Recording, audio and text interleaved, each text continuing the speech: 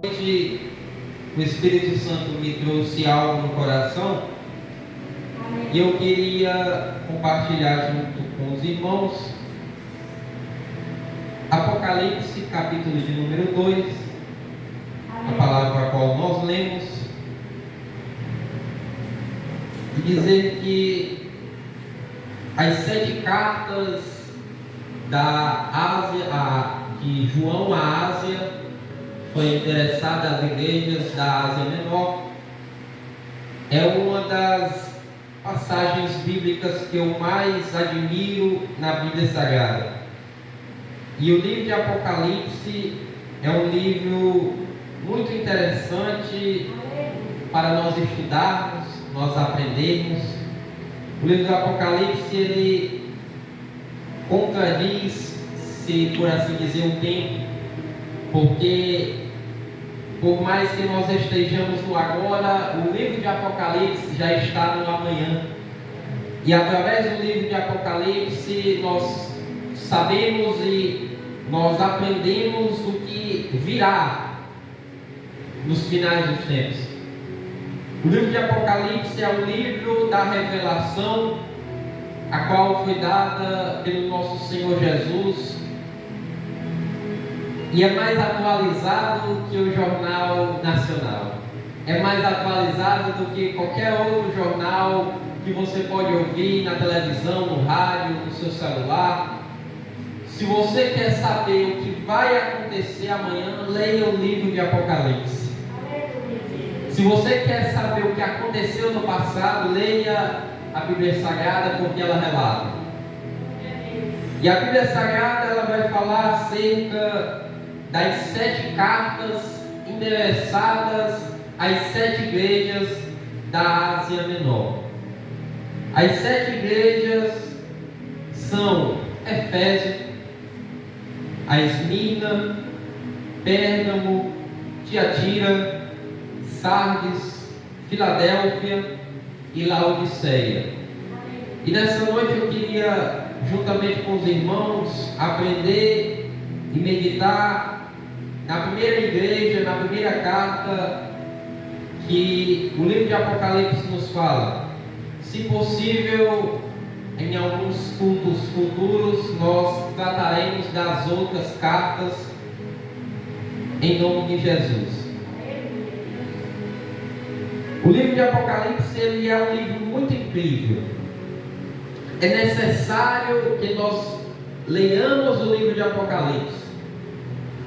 Eu já ouvi alguém dizer que tem medo do livro de Apocalipse. Não gosto de ler porque tem medo. Mas o livro de Apocalipse é uma esperança para o cristão. O livro de Apocalipse é o livro da revelação dada pelo Senhor Jesus. O livro foi escrito pelo apóstolo João, a qual andou com Jesus no seu ministério de 3 anos. E o apóstolo João é o apóstolo a qual a Bíblia se direciona a ele como um discípulo a qual Jesus amava. Alguns teólogos vão dizer que esse termo usado era somente para anonimatizar João, para não dizer quem era o discípulo. Mas a Bíblia relata dessa forma: o discípulo a qual Jesus amava. E João, ele escreveu o livro de Apocalipse, e relatos dizem que também o seu evangelho foi escrito durante o seu exílio na ilha de Patmos. Enquanto ele estava exilado na ilha de Patmos, enquanto ele foi mandado para a ilha de Patmos, ele escreveu o evangelho e também escreveu o livro do Apocalipse, que foi dado por Jesus. É tanto que Jesus, no começo do livro, ele diz a João: João, o que vê, escreve. E João era um discípulo muito fiel ao Senhor Jesus. João, ele foi perseguido, foi martirizado, castigado. Historiadores falam que, segundo a tradição da época, os cristãos que eram pegados eram levados para caldeirões de óleo fervente, E João, de uma forma milagrosa, miraculosa, foi colocado dentro desse caldeirão de óleo, mas não sofreu nada, porque Deus tinha algo ainda na vida dele. E eu falo tudo isso porque é evidente que o inimigo ele tenta a todo tempo calar a voz dos servos de Deus para não propagar o verdadeiro evangelho. E João foi exilado pelo imperador, o governador romano, a ilha de Patmos, e dar-se-á o livro que nós hoje meditaremos. O livro vai falar, a passagem bíblica vai falar, o capítulo de número 2, o início dele vai falar acerca da igreja de Efésio. E é interessante que a igreja de Efésio, nós vemos uma carta de Paulo direcionada a essa igreja. A igreja de Efésio ela não tinha nenhum problema doutrinário, nenhum problema a ser resolvido. É tanto que você vai acompanhar, ler a carta de Paulo aos Efésios, e você não vai achar Paulo dizendo que eles têm algo a ser resolvido, algo a ser tratado. Não, mas você vai ver Paulo dando instruções doutrinárias, doutrinas a eles, vida em Cristo, sobre a vida espiritual a qual eles têm que levar, instruções. E glória a Deus por isso, não tinha nenhum problema doutrinário. Mas no decorrer da mensagem e também nas meditações seguintes sobre as outras igrejas, você vai perceber que toda igreja ela tem um problema, ou dois, seja ele qual for. No caso da igreja de Efésio, não era doutrinário, não era nada na palavra, não. Mas a igreja ela tinha algo para ser resolvido. A igreja ela tinha algo para ser tratado. E a carta que Jesus mandou João enviar a esta igreja trata justamente de um alerta a essa igreja. Trata justamente de um convite para ela se consertar com o Senhor. E eu fiz essa introdução falando de João, e eu quero que você entenda, porque a forma a qual João levava o Evangelho, proclamava o Evangelho, enfrentou várias e várias coisas por causa do nome de Jesus, mostra o amor de um discípulo pelo Senhor Jesus. Mostra o amor a qual o apóstolo João tinha pelo seu mestre Jesus Cristo. E é o mesmo amor que nós devemos carregar nos nossos corações, a mesma convicção de quem nós estamos crendo, é a nossa convicção a qual nós temos que levar para as outras pessoas. E se eu perguntar para você qual é o Evangelho de Jesus, talvez alguém fora ia falar: o Evangelho de Jesus é o Evangelho de Mateus, Marcos, Lucas. Mas o verdadeiro Evangelho de Jesus, aqui, os livros, Mateus, Marcos, Lucas e João, em livros biográficos, vai falar acerca do Evangelho de Jesus. Mas o Evangelho de Jesus centralizado é a mensagem da cruz. É a mensagem de um Deus que se fez carne, habitou entre nós e morreu na cruz do Calvário por remissão do meu e dos seus pecados, que está me ouvindo essa noite.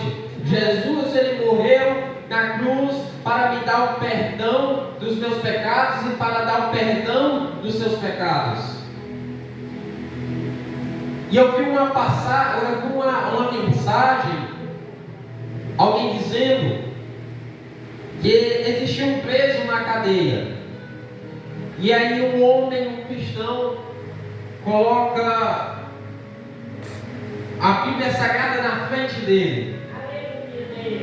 E aí ele diz assim: olha, recebe, aqui está a sua salvação, aqui está a sua libertação. O homem estava preso. E aí, aquele homem rejeitou a Bíblia Sagrada, rejeitou a palavra de Deus, rejeitou o Evangelho de Jesus. E aí, o rapaz que pegou a Bíblia, ia entregar a Bíblia a ele, pegou a Bíblia e saiu, talvez triste, porque ele sabia o que estava dentro da Bíblia. E quando o homem saiu, o guarda que estava tomando conta da sua cela, ele disse assim: você é louco? Você não sabia quem esse homem é? Esse homem, ele é um dos deputados. Dentro daquela Bíblia tinha a sua carta de perdão pelos crimes que você cometeu.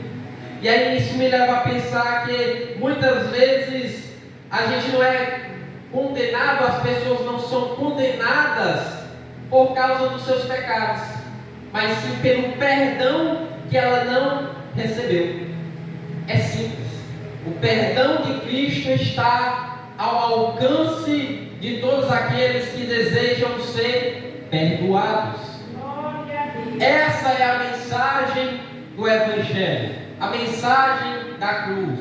A mensagem de Jesus é a mensagem do amor e do perdão e da remissão de pecados. Para não estender muito, a Bíblia vai falar acerca dessa carta aos Efésios. E o versículo de número 2, ele diz assim: eu conheço as tuas obras. É uma carta direcionada a uma igreja. Quem vai receber a carta, irmão Carlos Eduardo, é o pastor que está naquela igreja. A Bíblia diz que Jesus manda ele escrever ao anjo da igreja. Anjo significa ao pastor que está lá tomando de conta daquela igreja, vai receber a carta.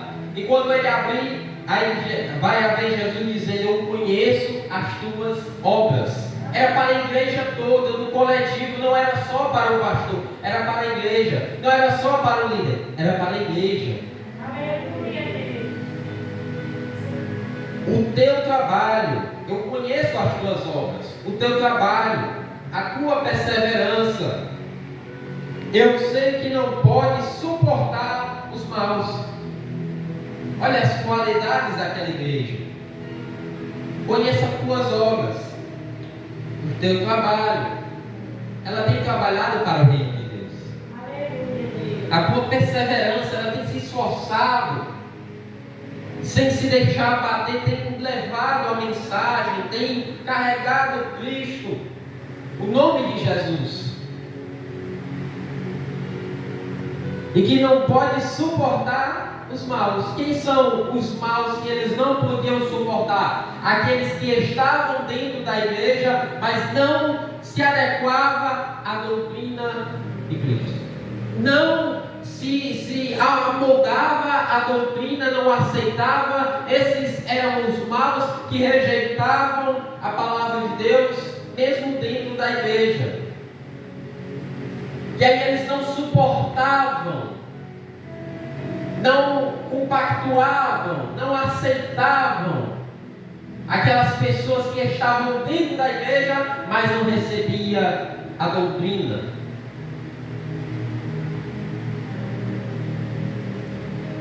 Ainda no versículo de número 2, diz assim: que puseste à prova os que se dizem ser apóstolos e não são, e tu os achaste mentirosos. Meus irmãos, essa carta ela foi escrita cerca de 100 anos depois de Cristo. E naquela época, quase todos, ou se não todos, os apóstolos tinham morrido. E nós vemos que ainda assim levantavam-se pessoas se dizendo apóstolos de Jesus no meio daquele contexto em Efésio. Mas o interessante é que a igreja também rejeita os falsos apóstolos. Se levantavam dizendo: eu sou apóstolo de Jesus, mas eles conhecedores da palavra, porque a igreja de Efésios não tinha problema doutrinário, não tinha problema na palavra. Conhecedores da palavra, aí eles rejeitam os apóstolos, falsos apóstolos. E a Bíblia fala que os apóstolos foram achados mentirosos diante deles. Sabiam que o que eles estavam pronunciando eram mentiras. Eram coisas que não eram verdade, não eram apóstolos verdadeiros. E sofreste e tem paciência. Trabalhaste pelo meu nome e não cansaste. Uma igreja que sofria perseguições. Uma igreja que tinha paciência nas provações. Uma igreja que trabalhava pelo nome de Jesus. Se trabalhava pelo nome de Jesus, é claro, teria evangelismo. Uma igreja que trabalhava pelo nome de Jesus, é claro que teria trabalho de orações, cultos, levando a palavra do Senhor àqueles que quisessem ouvir. Estavam trabalhando para o Senhor, para o reino de Deus. E não te cansaste. Por mais que as coisas vinham, por mais que as perseguições vinham, por mais que as provas vinham, eles não cansavam, eles perseveravam, eles permaneciam firmes. Só que aí, imagine comigo se pondo no lugar daqueles irmãos. Chega uma carta aqui, e o irmão Ednardo abre e começa a ler essa carta. É justamente o que está aqui. Nós trabalhamos para a obra, nós fazemos coisas pelo reino de Deus, nós perseveramos, não cansamos de levar a palavra. Aí eu começo a ler a carta aqui, até agora é elogio, mas o versículo de número 4, acompanhe comigo, vai dizer assim: tenho porém contra ti. Já imaginou? Eu lendo aqui, olha, Jesus mandou escrever que a gente persevera, a gente trabalha pelo nome dele. Rapaz, que bênção. Aí chega no versículo 4, tenho porém contra ti. Tenho porém contra ti, que deixaste o teu primeiro amor. Porque a ação religiosa não é nada sem o primeiro amor. A ação de eu trabalhar para Jesus, de eu trabalhar para o reino de Deus, de eu estar aqui à frente da congregação, de eu estar dirigindo o culto de domingo e quinta, de eu estar aqui nos trabalhos da igreja, isso não significa nada se eu não estiver firmado no primeiro amor. Imaginar o que é esse primeiro amor que Jesus tinha dito que eles deixaram? A cruz. Colocaram Jesus e a cruz de lado e começaram a colocar outras coisas como foco. Colocaram Jesus de escanteio, colocaram ele, não, fica aí que agora nós vamos focar nisso daqui, tá bom? Fica aí que a gente vai prosseguir assim, com a sua própria força, a força da igreja. Vamos prosseguir assim, vamos falando de Jesus, mas a gente tem um foco aqui, tá bom? Aí Jesus diz: eu tenho porém contra ti, que tu deixaste o primeiro amor, deixaste a cruz, deixaste a mim de lado, abandonaste a fé em mim, abandonaste me colocar em primeiro lugar na sua vida. Eu tenho isso contra vocês. Era a igreja de Sardes.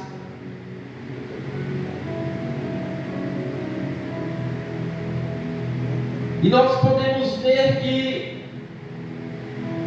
se eles deixaram o primeiro amor, o que a Bíblia não diz, eles perderam. Não. A Bíblia diz, eles deixaram. Foi por conta própria. Foi uma escolha. Foi algo que eles decidiram. Assim como eu e você decidimos nos empenhar na obra do Senhor, pegar a palavra, nos consagrar ao Senhor, nós também temos a decisão de deixar de lado. Em Gálatas, capítulo de número 5,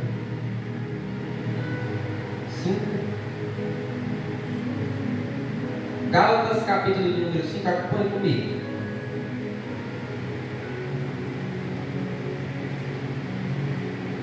Capítulo de número 5, verso de número 4.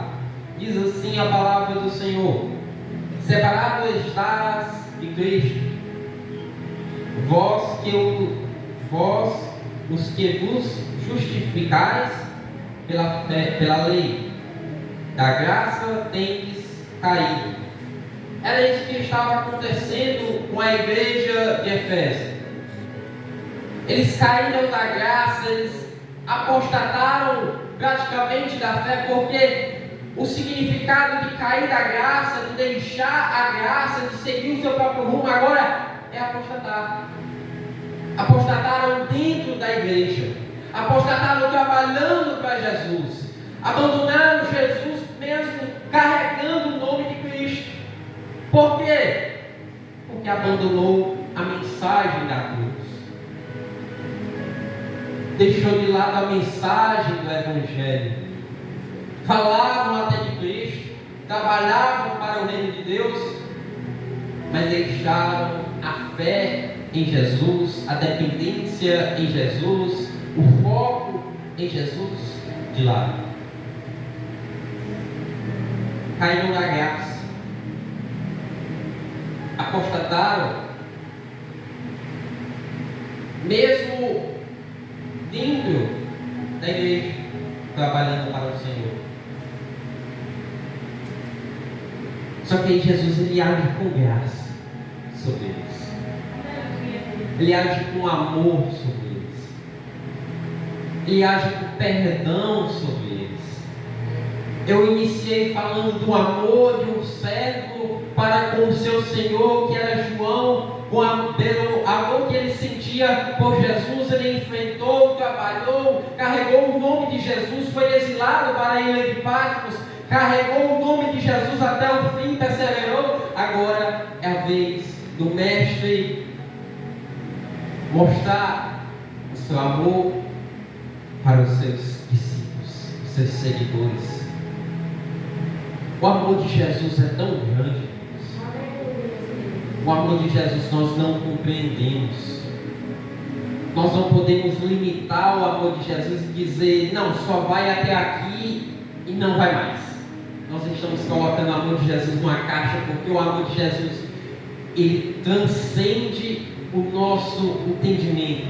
Ele vai além do que pensamos, além do que possamos imaginar. O amor de Jesus, ele é tão grande que ele me amou e te amou primeiro, antes mesmo de você nascer, antes mesmo de você abrir a boca e dizer, eu aceito Jesus, mas ele já te amou primeiro.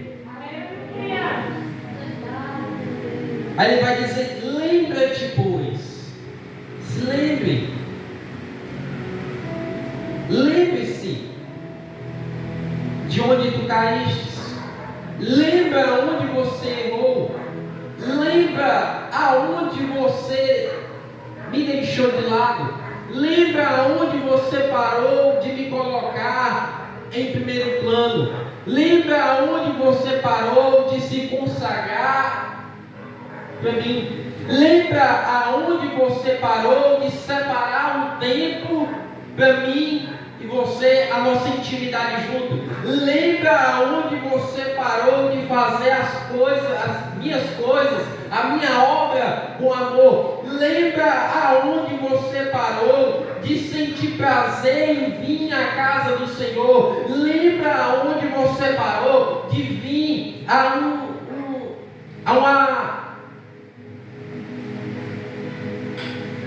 um evento na igreja, a um trabalho na igreja. Lembra onde você parou de sentir prazer pelas coisas de Deus. lembre-se, busque na sua mente, porque Jesus ele não nos deixa, Jesus ele não nos abandona, Jesus ele não nos deixa na caminhada, Jesus ele não diz assim, não, espera aqui uns 10 anos, já eu volto. Não, Jesus ele está conosco, Jesus ele está conosco todos os dias das nossas vidas. Às vezes quando você está fraco na fé, às vezes quando você está triste, abatido, dizendo talvez eu não vou para o culto hoje, às vezes quando você está triste, dizendo rapaz eu vou parar de ser crente, eu acho que isso está me trazendo algo na minha mente, eu não estou suportando mais. Às vezes quando você diz assim, rapaz eu vou largar tudo, eu vou abandonar, aí Jesus ele te pega pela mão e diz assim, vamos, que ainda é muito longa a sua caminhada. Aleluia!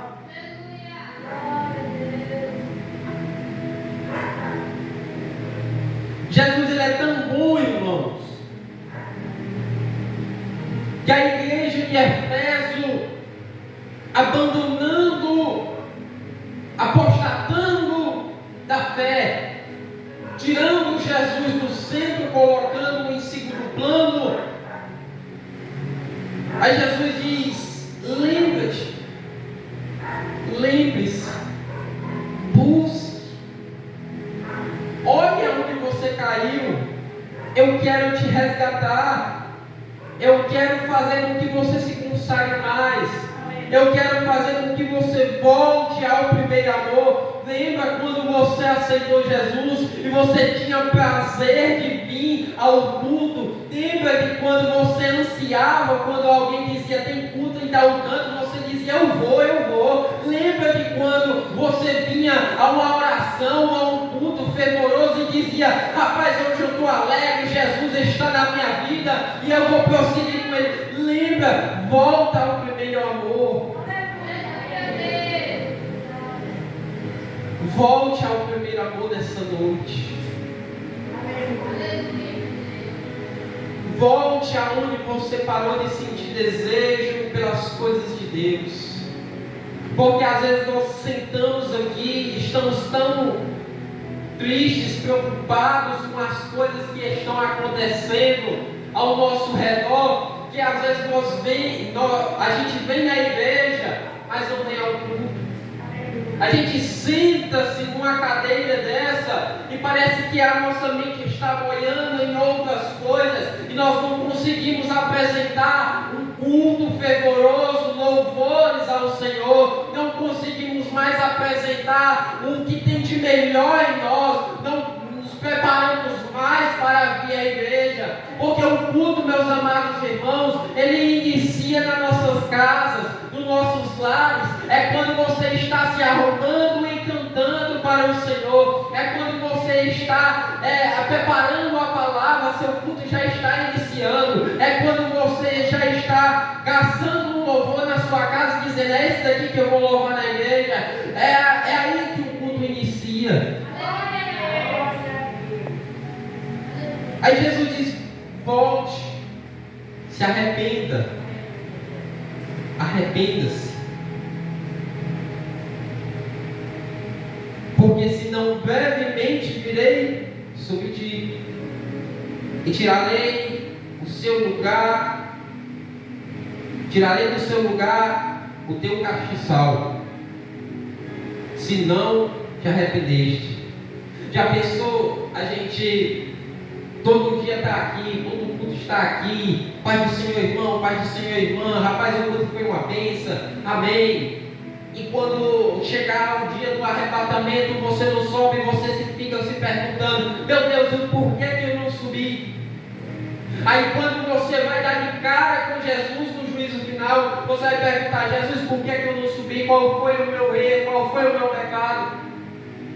Aí Jesus vai dizer assim, não, meu filho, não foi adultério, não foi mentira, não foi morte, você não assassinou ninguém. É porque você deixou de lado o primeiro amor. É triste, irmãos. Vamos voltar ao Senhor. Reveja a sua fé hoje. Será que eu estou vindo para o culto ou para a igreja? Será que eu estou fazendo as coisas para Deus com fervor, com amor, com alegria? Será que eu estou realmente firmado no meu primeiro amor? Será que eu tenho a mesma fé, a mesma vontade de vir aos cultos, a mesma vontade de falar de Jesus para alguém quando eu iniciei a minha caminhada? Será que eu tenho falado de Jesus da mesma forma quando eu falava, quando eu tinha 3, 4 meses de crente, 2, 3 anos de crente? Será que você está da mesma forma? Será que você está firmado no primeiro amor?